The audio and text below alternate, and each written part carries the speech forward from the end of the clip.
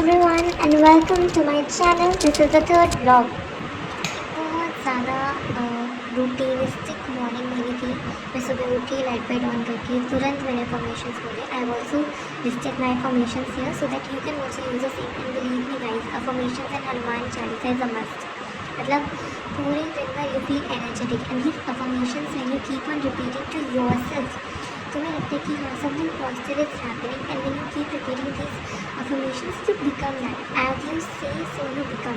तो बहुत ज़्यादा इंपॉर्टेंट है। उसके बाद तुरंत फ्रेशन अप होकर अपने बेड पे बनाकर मुँह हाथ धुलकर मैंने बनाई अपनी टू डू लिस्ट। तो टू डू लिस्ट में नथिंग, आई जस्ट राइट कि मुझे क्या क्या पढ़ना है। तो मेरे बेसिकली 2-3 टारगेट थे अभी कि पहले मुझे जोग्राफी पढ़नी है, ह्यूमन जोग्राफी। उसके बाद I thought of starting the Indian philosophy, Vedanta chapter में पढ़ रही हूँ। एंड देन मैं थॉट कि थोड़ा सा current affairs, because current affairs is something जो मेरा इतना ईजिली नहीं हो पाता है। मतलब करंट अफेयर्स के साथ I don't get a time for current affairs, I don't feel कि करंट अफेयर्स कैसे करना है वो। तो फिर ये टू डू लिस्ट में लिखकर I started to study. So I have decided to study human development and यहाँ पे मैं बस आपको दिखा रही हूँ कि मैंने क्या क्या सोचा, मैं क्या क्या पढ़ूँगी। तो मतलब मैंने सिलेबस देखा था यूपीएससी का, तो उसमें आई रियलाइज कि बाकी के जो पहले 2 चैप्टर हैं in this human geography book there are so relevant as to the UPSC perspective. So therefore I am starting with the third chapter of human geography, that is human development. And after that I will be moving on to other chapters with me like primary activities, secondary activities and tertiary activities because they are relevant for the UPSC purpose. And बाकी के जो chapter वो railway नहीं है, तो मैंने वही पढ़ना है। तो एनसीईआरटी ह्यूमन जोग्राफी का सबसे पहला स्टॉप था जो मेरा स्टार्ट हुआ। I think I start around 6:30, ठीक है something, and I studied for 1 hour 24 minutes but I will also show my stop watch at the end. And उसके बाद मुझे बहुत तेज से भूख लगी थी, तो आई वेंट टू ब्रेकफास्ट।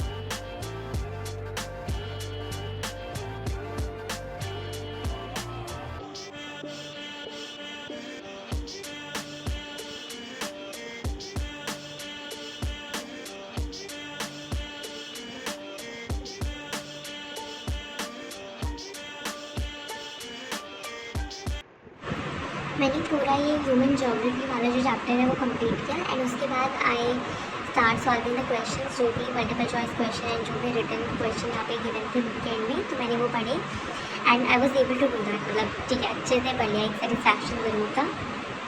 एंड पूरा जो क्वेश्चन वगैरह थे लगाने के बाद, चैप्टर पढ़ने के बाद I went on to study the next chapter जो कि प्राइमरी एक्टिविटीज़ था, जो मैंने कुछ टाइम तक पढ़ा। उसके बाद तक तो मेरी बैटरी डाउन हो चुकी थी कि भाई हो गया मेरा, और अभी मेरे को खाना खाने जाना है, बहुत ज़्यादा भूख लगती है। आई थिंक ऐसा होता है, अगर तुम जल्दी उठते हो ना तो तुम्हें भूख बहुत ज़्यादा लगती है। तो waking up at 5:30 and by the time it is 8 मेरे पेट के तो चूहे बोलने लग जाते हैं कि भाई कुछ खाना बढ़ ले रही है इनमें, ये तो कुछ नहीं होना आगे। तो फिर मैं खाना खा के गई। मेरा प्लान था कि मैं ब्रेकफास्ट के बाद भी थोड़ा सा पढ़ूंगी। एंड आज मेरी जो क्लास थी स्कूल की वो 10 कॉलेज की, वो 10 से थी। तो मैंने सोचा ठीक है by 9 I come and I study, ठीक है, I have another sort of studying. लेकिन पता नहीं क्यों सुबह जल्दी उठती हूँ ना, तो ब्रेकफास्ट आने के बाद से मुझे इतनी नींद आती है दैट आई केम, और मैं मतलब बैठी पढ़ी और डेस्क पे ही पढ़ते पढ़ते सो गई। तो मैं थॉट ठीक है यार अच्छे सो जाते हैं। आधे घंटे तक सोई, quickly got ready up and went to the college. In my college Mondays are really hectic. मतलब हमारी और दिन तो एक एक घंटे या दो घंटे क्लास होती है और बस छुट्टी। लेकिन भाई साहब मंडे एंड ट्यूसडे ये 2 दिन ऐसे होते हैं जो बहुत ज़्यादा हेक्टिक होते हैं, क्योंकि पहले हमारी सुबह 2 घंटे क्लास होती है 10 to 12 and then we again have class from 4 to 6। तो पूरा टाइम क्लास जाओ आओ, और ऐसा होता है क्लास के बीच में अगर गैप आ जाता है तो फिर बहुत ऐसा लगता है कि गैप पे तुम क्या करोगे, तो खाना खा के सो ही जाओ। तो फिर से क्या हुआ कि मैं क्लास से आई 12 बजे, I just quickly change and 12:30 से हमारा मेस था, I went to mess, ate some food, came into the room and slept again. I literally slept from 2:30 to 3:30 and 4 बजे से फिर से क्लास थी, तो again got ready and went to the class. Class से आने के बाद तो ऐसे कुछ बुक्स लग रही थी छोटी सी बुक पे, तो I took this Lotte choco pie. I love to eat chocolates by the way. तो मैंने छोटी सी लॉटी चॉको पाई ली, च्युइंगम्स लिए and I ate them. Honestly tell me guys, ऐसा मेरे साथ ही होता है कि मैं जल्दी उठती हूँ, इसलिए दिन में सोती हूँ, फिर रात में लेट सोती हूँ, फिर जल्दी उठती हूँ, फिर दिन में सो जाती हूँ। कि ये जो साइकिल है वो तुम्हारे साथ भी रिपीट होती है, क्योंकि मेरे साथ तो यही हो रहा है।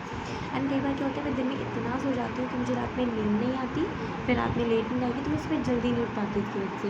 आई don't know how to control this thing. मैं आई एम तो really fed up of this particular routine, but I have decided कि अब रात में चाहे कितनी भी लेट सोने, लेकिन सुबह तो उठना ही है।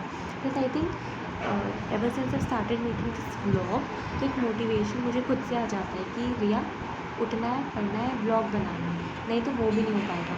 तो आज ब्रेकफास्ट में हमारे पास है पोहा, नमकीन, जलेबी, चने और दूध। मतलब I know the mess of course makes, इसके बाद I am just going to class and showing you the way of course.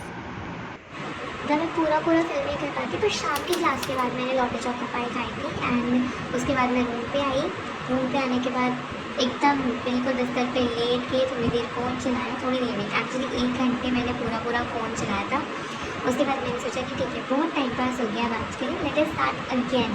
तो फिर से मैंने अपना सेकंड सॉल्व स्टार्ट किया around 6 and I started at 6 to 7:30 तक मैंने पढ़ा। तो फिलोसफी में आज मैंने वेदांत चैप्टर पढ़ा, जिसमें आई स्टार्टेड स्टडिंग की जो वेदांत फिलोसफी है किस तरीके से ओरिजिनेट हुई and how it develop, where in I study all the Upanishad. ठीक है, कि एक्चुअली में ऐसा था कि स्टार्टिंग में हमारे पास जो वेद लिटरेचर है वो किन किन चीज़ों को बोलते हैं। तो वेद लिटरेचर वो 3 चीज़ों को बोलते हैं। पहला जो हमारे पास था वो था जो संहिता हमारे पास होती है, ऋग्वेद, यजुर्वेद, सामवेद और अथर्ववेद। उसके बाद जो सेकेंड हमारे पास आता है या फिर ब्राह्मणास। ठीक है, इनमें क्या होता है हमारे पास कि रिचुअल्स कैसे परफॉर्म करना है वो। एंड लास्ट में हमारे पास होता है उपनिषद। तो बेसिकली ये जो उपनिषद हमारे पास है these are the basis of the Vedanta philosophy. अब वो लोग ऐसा बोल रहे हैं कि जो उपनिषद हमारे पास है the basis of the Vedanta philosophy, because जो उपनिषद हमारे पास है, एक तो जब हम ऑर्डर ऑफ स्टडी की बात करते हैं तो उपनिषद को हम लोग सबसे एंड में पढ़ते हैं। मतलब जो हमारे पास संहितास है, मतलब ऋग्वेद, यजुर्वेद, सामवेद और अथर्ववेद, ये हम लोग पढ़ते हैं व्हेन वी आर स्टार्टिंग, जब हम बच्चे होते हैं ब्रह्मचर्य स्टेज में। फिर जो ब्राह्मणास हमारे पास होते हैं वो हम लोग पढ़ते हैं व्हेन यदि हाउस होल्ड तो रिचुअल्स वगैरह में परफॉर्म करते हैं, उसमें हम लोग ब्राह्मणास करते हैं। एंड थर्ड जो हमारे पास आता है वो आता है उपनिषद, वो हम लोग पढ़ते हैं। तो वो हम लोग पढ़ते रहते हैं इन चीज़ों का लाइफ, जब हम लोग we go to the forest and we go to dwell in the forest then we study this Upanishad. Second चीज़ they also known as the end of the Vedas, because सबसे लेट में यही डेवलप हुआ। मतलब Samhitas develop the first and Upanishad developed at the later stages. And if there is any part of Vedic literature that tells us more about the philosophical aspect, तो वो हमारे पास उपनिषद से होती है, बिकॉज यहाँ पे काफ़ी सारे क्वेश्चन हमारे पास है। उपनिषद का बेसिकली मतलब होता है something that brings one closer to his teacher or to the God, and that is what Upanishad are meant for। तो इसलिए जो उपनिषद हमारे पास है, जितने भी फिलोसफिकल क्वेश्चन उपनिषद में हैं, they are mostly asked in the form of a pupil asking the question to a teacher। But why do we, लेकिन इसमें कहते हैं अगर एक बच्चा अपने टीचर से क्वेश्चन बच्चा उसको बिलीव कर लेगा. बट तो there is no arguments.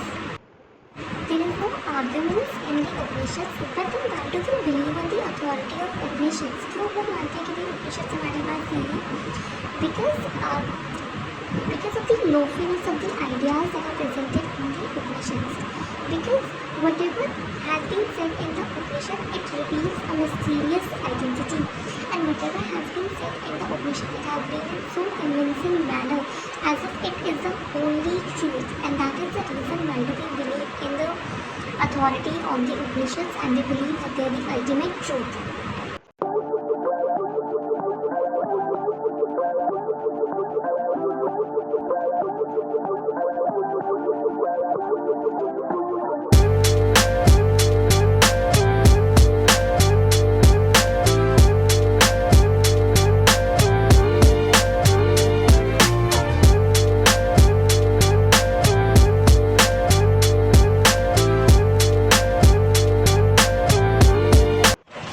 My Indian philosophy is going to finish very soon, so I just thought कि why not, because after this I'm going to start a spectrum, then why not let me just say something how to start a spectrum.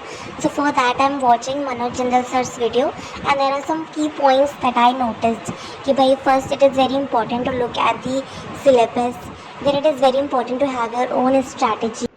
The beginning of the chapters of spectrum, they are not meant to be read for UPSC, because UPSC do not ask any questions from them, and we can analyze it from the PYQs.